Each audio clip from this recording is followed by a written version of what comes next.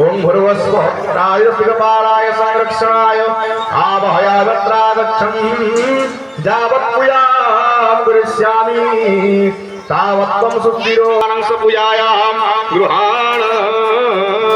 ओं भूर्भुवस्वः गणपत्यादि पंचदेवताय यथाय भागम् आसनार्थे पालासन नमः। सा भगवती महात्मदि चित्रोत्पला च गण्डकी पुण्यः पुण्यलाम समुद्र सहितां कुर्वन्तु ते मङ्गलम्। भूर्भुवस्वः गणपत्यादि पंचदेवताय यथाय भागम् पञ्चामृतं स्नापयामि। ओम दधिहृतं समाजुतं शर्कराय भूर्भुवस्वः गणपत्यादि पंचदेवताय यथाय भागं पंचावस्नानं समर्पयामि। गन्धोदकेन स्नानं समर्पयामि।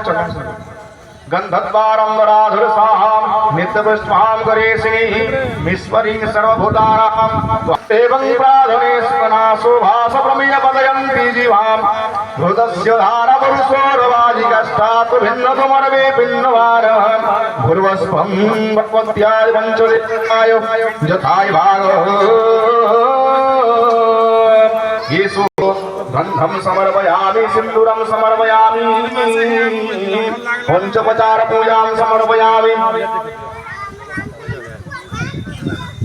ओम कुसुमल्या पुष्पाणि प्रतिरूयताम्। ओम भूर्भुवस्वः गणपत्याय